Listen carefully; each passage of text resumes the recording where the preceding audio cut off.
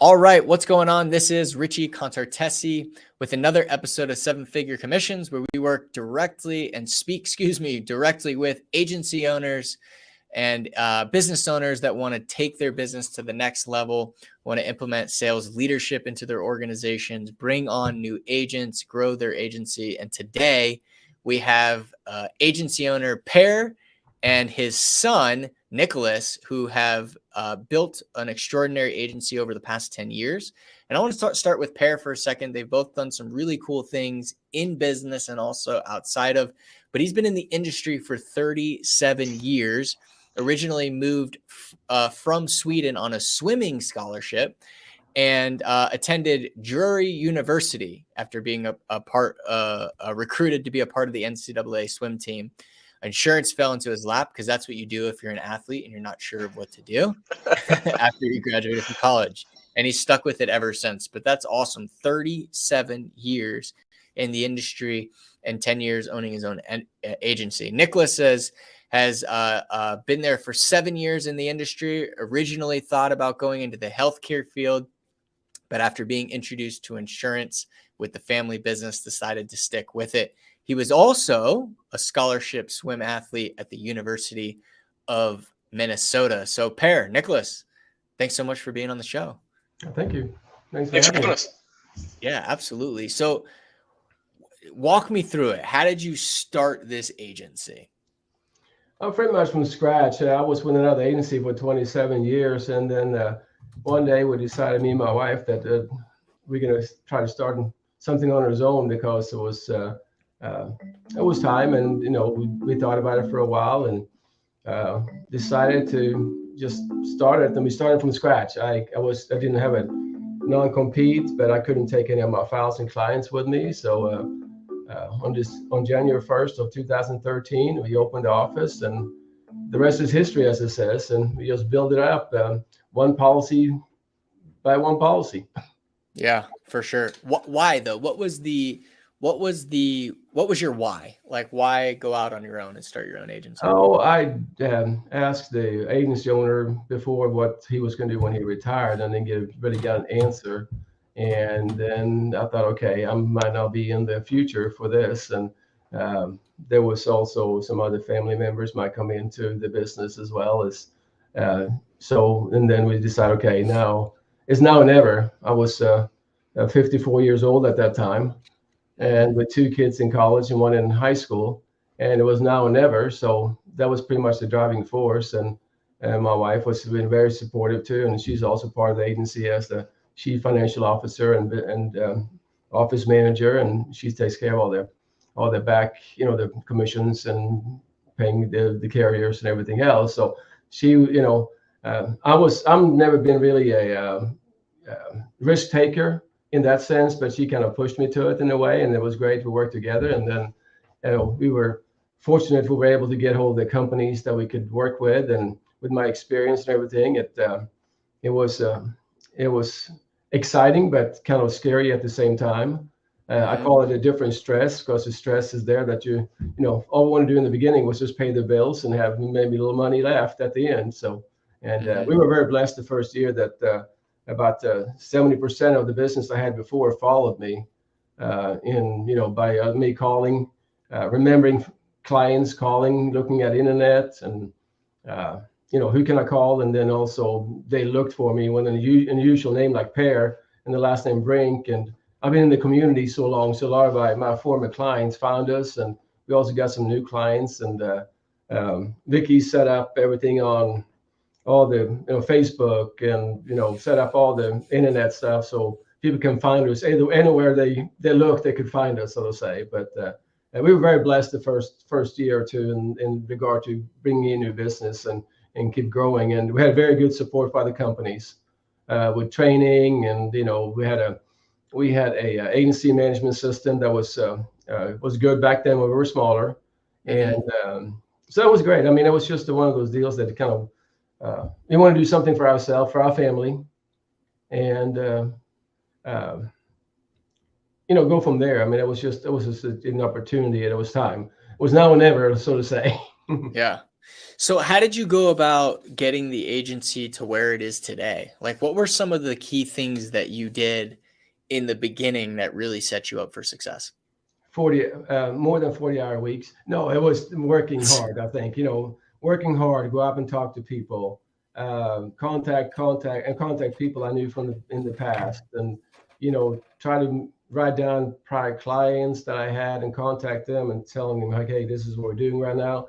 I'd like for you to move your business to me if you want to on an annual letter record or BOR, or if not, that's fine too.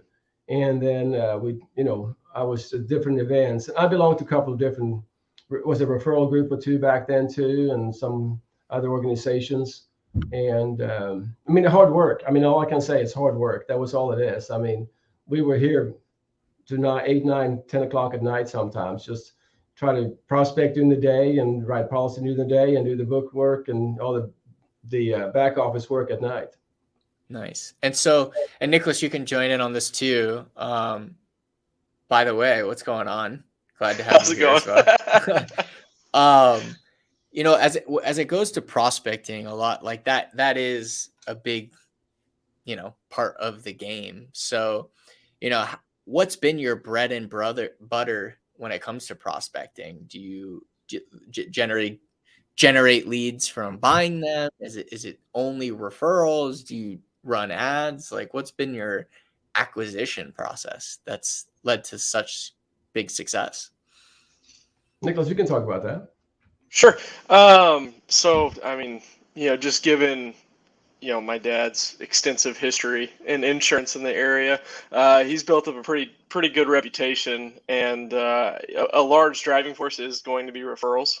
We do get a lot of referrals. It could be from, other agents in town. On the commercial side, maybe they can't do something or they don't write commercials, so they send current customers over to us.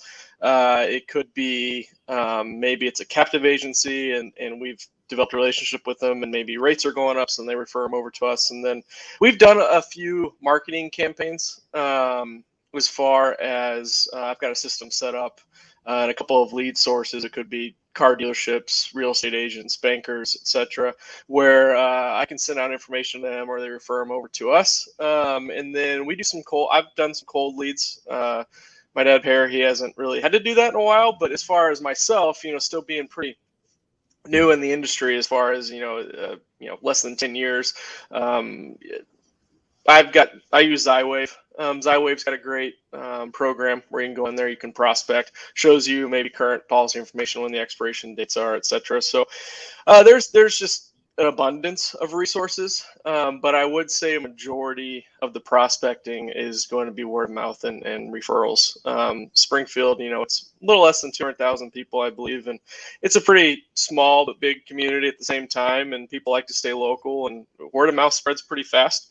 I mean, we've, even just this morning had several people call, hey, I was referred to you by so-and-so. And, it's, I think the general consensus, if they're referred to you, there's a good percentage you're gonna end up writing the business, and then it ends up growing. We've had a few that have started small and they've grown over the years, and that's really been the biggest driving force as far as resources for running the business. Number two, we have community outreach, or number three, more cold call.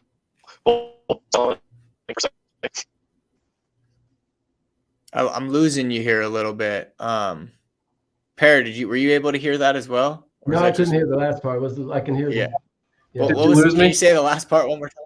Yeah, it got a little choppy there. I think you're back. Oh, now. I'm sorry.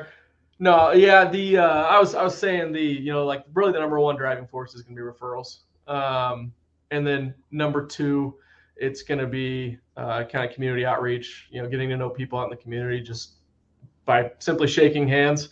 Conversation gets started. And then number three is going to be the cold calling. Got it. So when it comes to like where you can actually bring on new clients, are you only focused on Springfield, or can you go outside of that? No, we're licensed in about 4 or 5 states around us. So we have clients in Oklahoma, Arkansas, Texas. All state of Missouri too.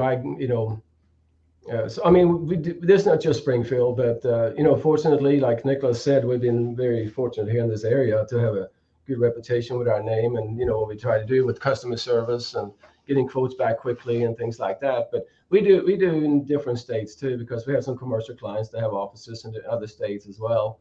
And if we see some need, we usually add another state to it, because we've seen that, especially when Niklas contacts too. Because somebody calls from another state or having an office in another state, we add that state to the the license, if it's feasible. It's economical feasible too. So, but so we know it's more than Springfield, for sure. Got it. Okay. And so I love that. So what's the goal for you moving forward? Like, what's been doing this for 10 years, you're continuing to grow. What's the future hold? Now, we like to grow and add in some more agents, add CSR, new agents, and for the future. I mean, this is a family business. I mean, so again, Niklas is going to have to lead that in the future, and I want to stand back and teach and use my knowledge to grow the agency. And we've been talking about, a lot lately, that adding agents and CSR and grow it to the next level. I mean, at this point, me and Niklas talked about this morning, we are almost tapped out, so to say, what we can do every day, and we kind of have to pick and choose a little bit here, which is a good problem to have.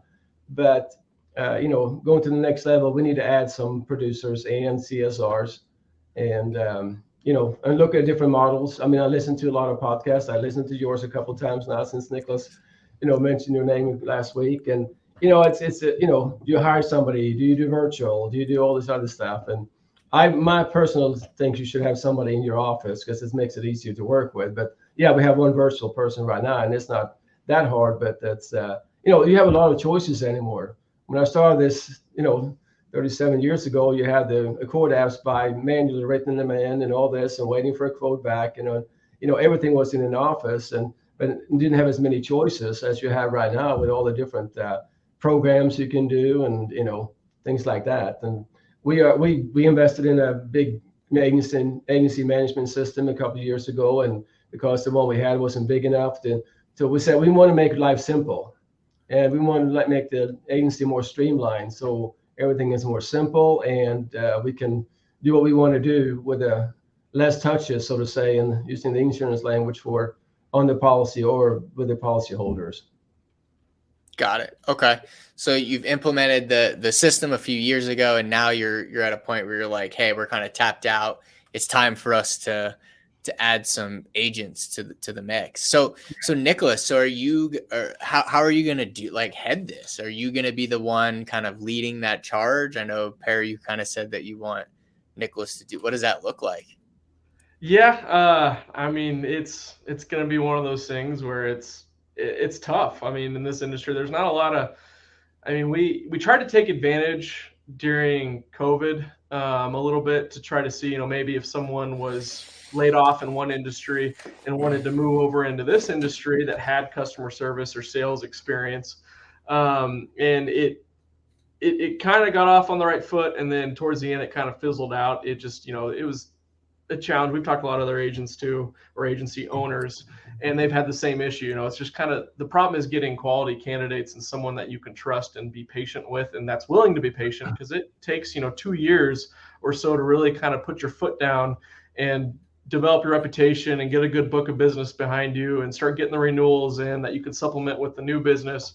And so really it's going to be a matter of, do we go with someone who's fresh out of college and wants to get into sales and maybe majored in risk management or some sort of business? Is it going to be someone who's in another sales field that now wants to come over into insurance? Is it someone who maybe is a captive agent and they feel a little bit limited or captive to what they only have one product to offer versus a multitude of various products? So I think for probably what I'm kind of leaning towards is maybe someone who's got some experience but might want to step out into the independent side of things that way. So it would be a current agent maybe, and it could be a simple conversation out in public where you meet them and they mention, hey, I'm an insurance agent for this company.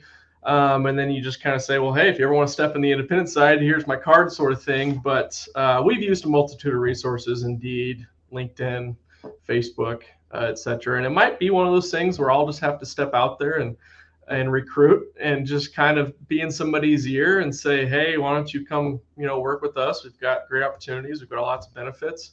It's family-owned business. We're local, and we're flexible. So I think for me, it's probably going to start with the recruiting, and maybe doing some job postings. But it's, if you're trying to find somebody, I think you kind of have to look rather than just them find you, because I think your chances of finding someone that you want to be a part of your team, you kind of have to approach them, and get out there and see if they fit the mold rather than someone coming to you and trying to adapt. It's kind of like, you mentioned at the top of the show, it was an athlete got recruited to swim somewhere, and it's kind of the same thing. Coaches and recruiters go after you, and I think that's probably going to have to be the same approach that I have towards adding people to this agency. And I think it will go both ways, Niklas. And one thing I would say to you is, you've got this agency for 10 years. And so you have an opportunity to come in the door and be a part of something that's been around for a while. You got an agency owner that's been doing this for 37 years. We got systems and we got processes in place. What you have in front of you right now is a great opportunity for people.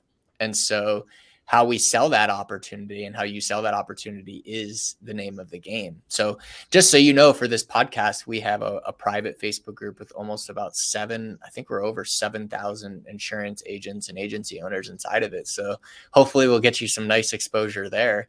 Mm-hmm. But as far as like how you plan on bringing people on, do you, because you are not captive, are you going to, if someone wants to come into the game, I want to get you some exposure here. Mm-hmm. Do you, what does that look like? Is it 100% commission? Do you need them to be in the office? Like what does that look like? So the conversations that we even had one this morning, it's, with sales, it's all going to obviously depend on their experience. So if it's someone fresh into the game, you're going to have to start with some sort of salary structure. I mean, they're not going to come in here and start from nothing and expect to be, especially if they have a family or they're right. You got to take all that stuff in consideration. So a lot of the times you'll probably be looking at a salary structure and then maybe some sort of commission structure on top of that. Because like I said, it takes some time to get into it. I mean, you have to be patient, you have to be resilient, you have to work hard in order to kind of build that book of business, because once those renewals start coming in, it makes all the difference, right? So I think it would definitely have to be a salary commission structure, and then it's obviously all negotiable depending on level of experience, where they're at in their career. If it's someone who's coming in that's got current experience, maybe they can get out there and sell and build that book up quickly, and it's worth having a better commission than salary. So with someone who's going to be selling, it's all probably going to be negotiable as far as what are you looking for? How do you feel like, this line of work will fit what you're trying to do? Where do you want to start? Where do you want to end? And obviously if it's going to be like some support staff, I mean, that's going to be salary based. But as far as a salesperson, we probably drive for more of the commission. I think as far as the incentive to work, commission is a huge thing. The more you sell, the more you make, right? It's an endless pit. You can make as little as you want. You can make as much as you want. And that's another thing too, is, we're not going to limit somebody on, say, okay, well, you only can write so many policies a year. That's all we're paying you for. It's, man, you go out there, you write business, you're rewarded for it. That's the way we want to approach it. We don't want to limit somebody by telling them what they can and cannot do. Mm-hmm. We're a general agency, so we don't just focus on one line of work versus the other. We open our book up to anybody that wants to work with us and is willing to work with us, or someone, if you want to go sell to that specific type of business, you absolutely can. If you want to look for this certain type of home, you absolutely can write that certain type of home. So we're going to take the top off, as far as we're not going to say, hey, you can't do X, Y, Z. It's going to be, if you want to sell, you get in here and sell, and we'll work with you on it. We'll help you and we'll support you. Love that. And we kind of prepare for this too. We also set up a 401k. We have that here. We have health insurance and all that, because that's part of being competitive right now too in the industry. I mean, especially everybody's asking for health insurance and 401ks anymore. So we just implemented a 401k plan here, and we have health insurance, dental insurance, and we think that's going to be good for us too to recruit somebody. Because it's important. I mean, it's very important. Benefits is a great add-on. I mean, there's a Yeah. lot of people that don't offer that and that are just straight contractor, commission only, haven't been in business for 10 years, don't have sales systems in place, don't have leadership systems in place. And it sounds to me like you have a lot of that already in place. Yeah, and then we have also got a really good rapport with all our major companies, and they have, for example, Niklas went through a training for commercial insurance with one of our companies, and so we have that set up too. That if somebody comes in, we have a training course they can take through one of some carriers, and I mean several carriers have the same training similar training programs, and so we don't really have to. I mean, we will train here, but we can also train you the more in-depth things, and most of the companies there, as you probably know, I mean, it's related to their products at the end, but it's very generic in the beginning. So we're going to use those resources as well, which save us money and save us time, because time is money, so to say.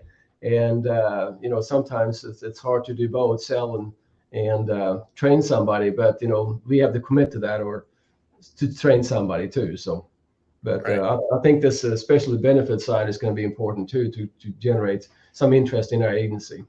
Yeah, no, I love that. So, if you're listening, hey, benefits, I like that. So let's talk about, you mentioned the training, and that is important. And I can share with you on the front end that, when we talk about not only hiring and recruiting, but retaining this individual long-term, training is really good. And what we found from a leadership perspective, that the agency owners that manage really well, coach really well, hold their team accountable really well, and train really well, hit all 4 of those core areas, really have the most success with their people. And so, from your perspective and moving forward, I want to talk just on the front end, on the recruiting side, because you said you've tried a few different things, you've posted on different avenues. Where do you feel like you've fallen the most? Where have you fallen short when it comes to taking a recruit through your pipeline? So, and just to give context to this, one thing we talk a lot about, and I'll share with you some of these podcasts after, are agency owners not looking at recruiting exactly like you would sales. So in sales, you have a lead that comes in, you take them through the pipeline, right? Of like lead to connection to you made an offer or you provided a presentation to, through the pipeline. And it's the same thing with recruiting, right? How many applications did you get? Of those applications, how many turned into an interview? And then how many turned to a second interview? And then how many did you pitch your offer, which is benefits and all these things that you have to offer, and to close? And so where do you feel like in your recruiting process that you've fallen the most short when it comes to bringing someone on? I mean, as of right now, I mean, we haven't had anybody in the office for a while because we starting this process again. But I think the first thing was the training part of it. How do we define what the person should do and all this? But we are putting in that into writing here to what's your position going to entail to do and all that. I mean, because we're in family, we do everything, from being janitor to selling, when it's family business, you do everything. So I think that one was just, we fallen short, like, how do we, set the position, what do we expect out of that position? Because like I said, we do everything here now, me and Niklas, selling, and we put in things in the management systems, and so that, I mean, I think that's the part we have to really think about, how we can present this and sell it, so to say. So this is the position, this is what you would expect out of you. Okay, so at this point, really, there's no specific role and responsibility, expectations for that role and responsibility. Right. training, not just sales training, but also training on your systems and your platform and the things. Okay. But have you already like posted jobs and stuff like that already? We haven't for a while, but we did for a while, but then COVID happened, and like Niklas said, we got some things, and then after COVID happened, we had a CSR that quit on us. We said, okay, let's see what happened with COVID, because nobody knew what's going to happen. For sure. And then, totally. and then we kind of been riding with it. I mean, we expanded our agency, grew during COVID like crazy on personal lines, but so now we have kind of simplified some stuff, so we were able to handle this until this point. And now we were like, okay, now what's the next step, to get to the next level, so to say. And so in the last couple of weeks, we've been discussing this a lot. How do we get to the next step, and how do we train and all this, and putting together procedures. What positions do we want? What do we, how are we going to train him? How are we going to do this, and to reach the end goal, so to say. Okay. So we took a break for a while there for hiring somebody, looking for somebody, but now it's time to start doing it again. And we talked to a couple of people, that industry experience, and they ask a lot of questions, and we try to sell it on, from what we do and what our companies can do. And and I think, when you talk to a salesperson, they're looking at, is there any limitations for me? Am I going to be paid hourly, or can I write as much as you can, or can I only write in a certain part of the country or a certain part of the city? And to sell that point that, hey, you can do anything you want. And we sell the agency and sell the customer support and customer service, and sell us that we're the place for you to stay with for a long time. Because I did train a person for about a year and a half, and then they decided we were too small, and which is fine. It's perfectly fine. I understand everybody has his place, but I don't want to go through that again. I like to find somebody that can will stay for us for 37 years, so to say. Right. Not everyone might have the commitment as you do, but that would be good. Yeah, I can try, right? Oh, you have to. You have to. Yeah. Well, that person that left, let me ask you, their reason for leaving was because they didn't feel like the agency was big enough?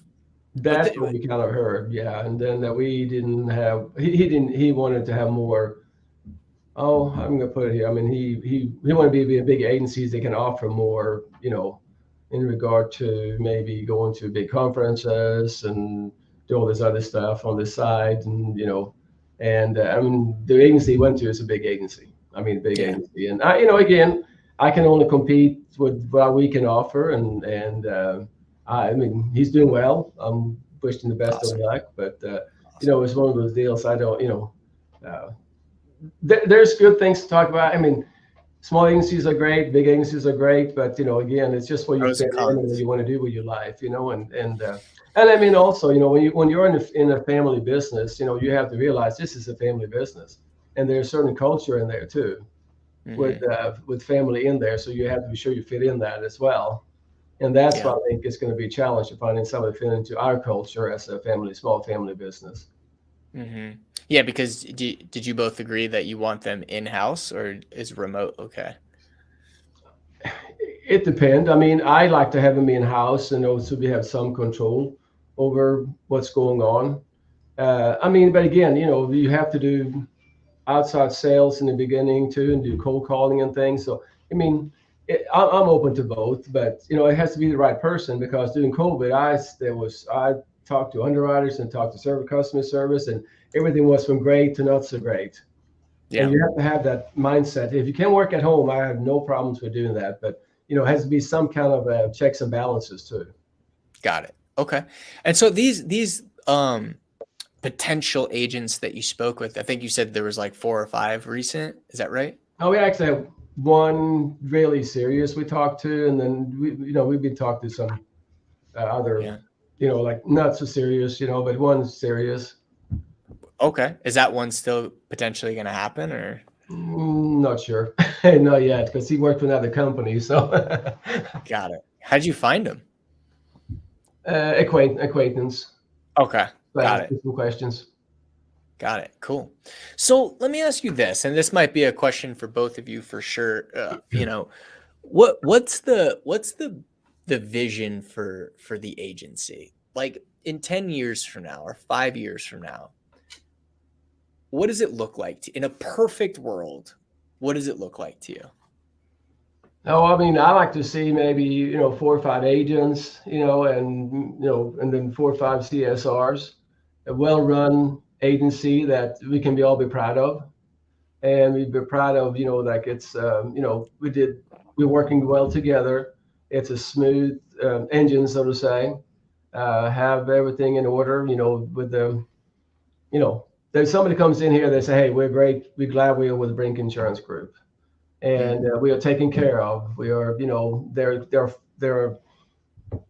very, they take care of my business. They take care of, the customer service, and we never, there's going to be issues in insurance, but we have, if there's issues, they take care of us. I mean, I want us to be known that, this is a to-go agency, so to say, but they take care of us like our own family.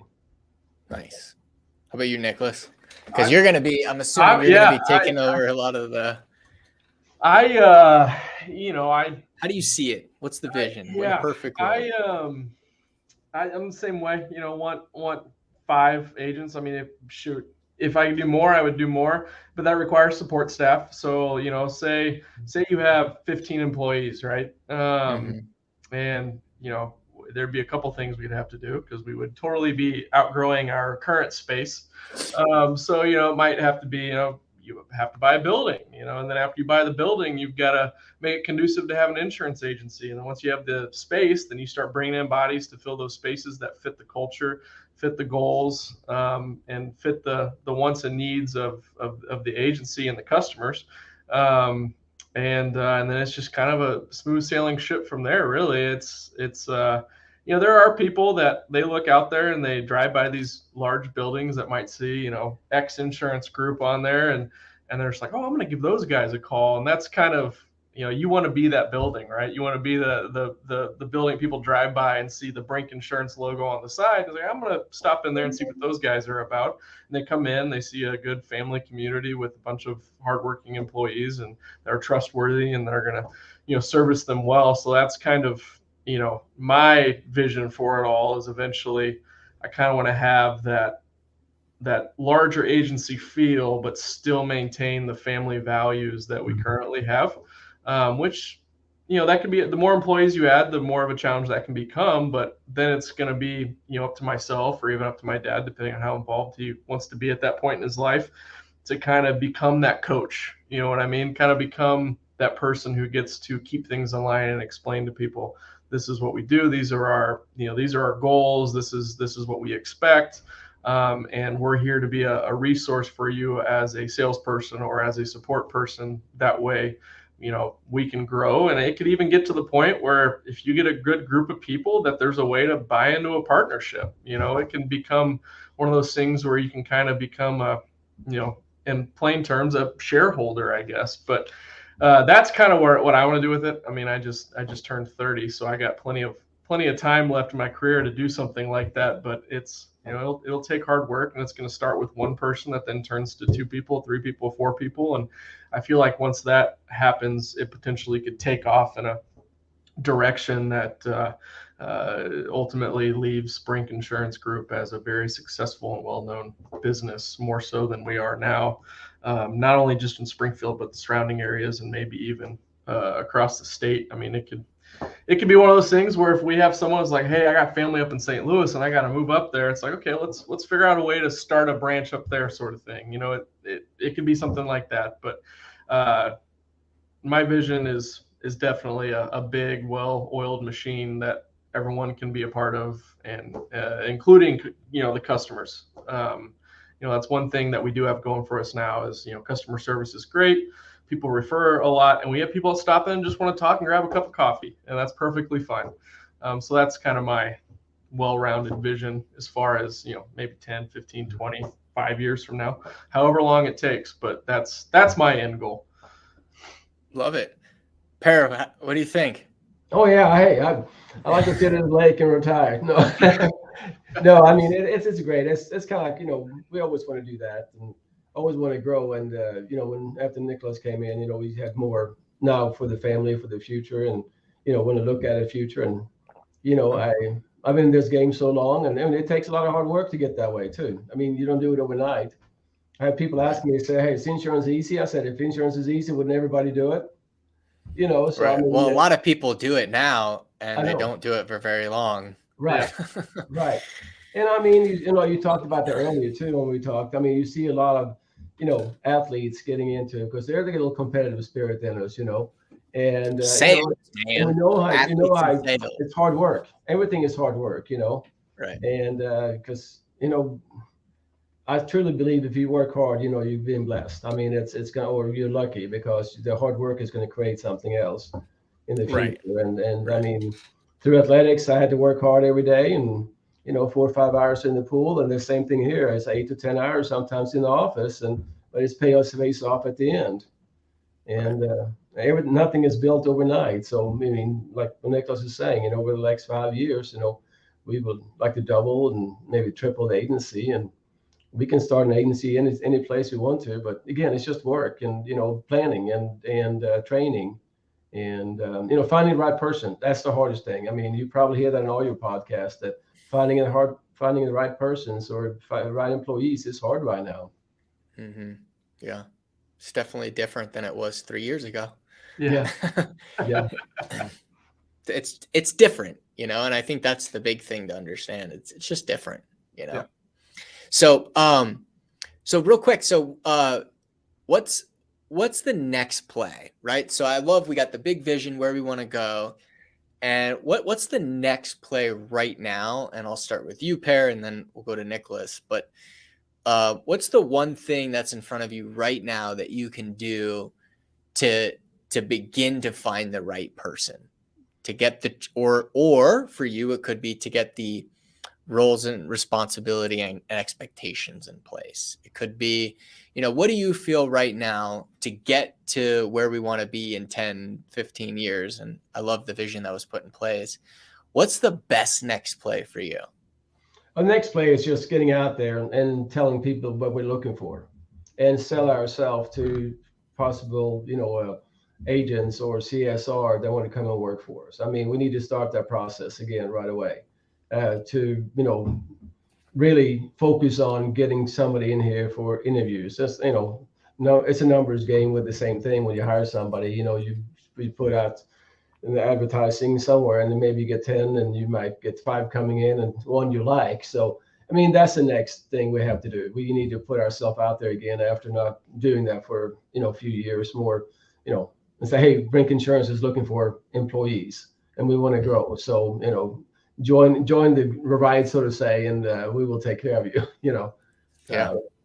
But I think that's the next thing we really need to do, and then put everything in order. How do we do the training? How do we do,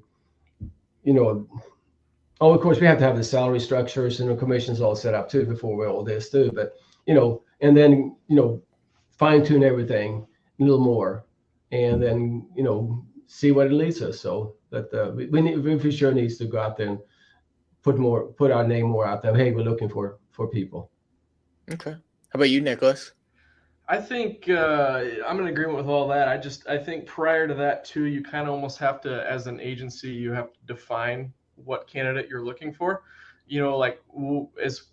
For example, NFL draft just happened, right? Those teams are out there interviewing a bunch of people, but they've got people that they are specifically looking for that might fit some criteria.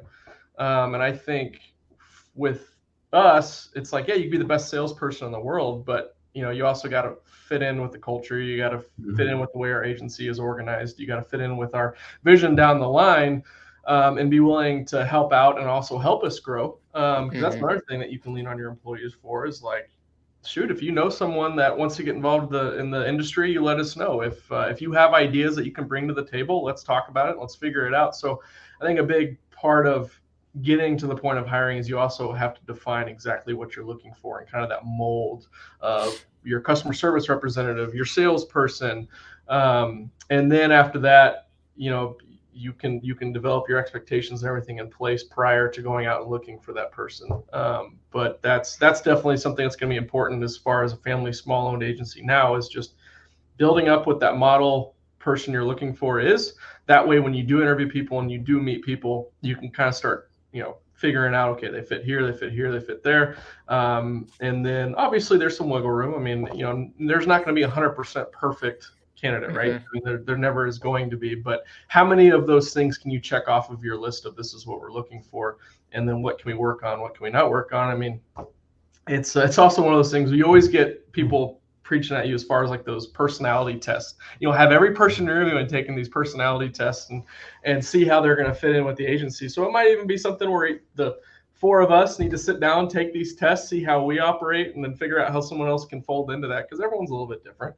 I mean, that's going to kind of be the process that gets us towards that next step of eventually getting someone in the building, is figuring out 100% what we're looking for and what we're willing to deviate from and even help people improve on. And then let Pear go out and get the word out. Exactly. There you go. I like your card. Cool. Awesome. Well, listen, I really appreciate having both of you on. It's been a pleasure. Is there anything, okay, real quick, if someone wants to connect with you, if they're interested in insurance, they're interested in potentially working with you, how can they find you? What's the best way to find you? Oh, you can either email me or Niklas it's P and then Brinck, Brinck at brinkinsurance.com, or it's nbrink at brinkinsurance.com, or we are on Facebook, LinkedIn, everything, so they can contact us there, or stop in the office in Springfield, Missouri. Right. And if you want to go to the website, there's everyone's contact is theirs too. And it's just brinkinsurance.com, brinkinsurance.com. Awesome. Well, cool. It was an absolute pleasure having both of you on. And is there anything that I didn't ask that I should have, or is there anything else that you'd like to share? No, I mean, I think that's it. I mean, we appreciate being on the show here. So yeah, absolutely. Yeah, I got the email from, I think, Dean a couple weeks ago. It was actually my junk folder, and I was like, I wonder what this is. So I went and looked up the Next Play podcast. I was like, oh, I've heard of that before, actually, because I recognize the name. I emailed him back, said, yeah, and he calls me within a couple minutes, and we had a nice conversation. So yeah, pleasure. Thanks for having us on, and thanks for asking us to come on. Yeah, absolutely. Cool. We're always looking for good agency owners and people that are doing it and also trying to get to the next level. And so I think that you all fit them all well. So thanks so much for being on the show.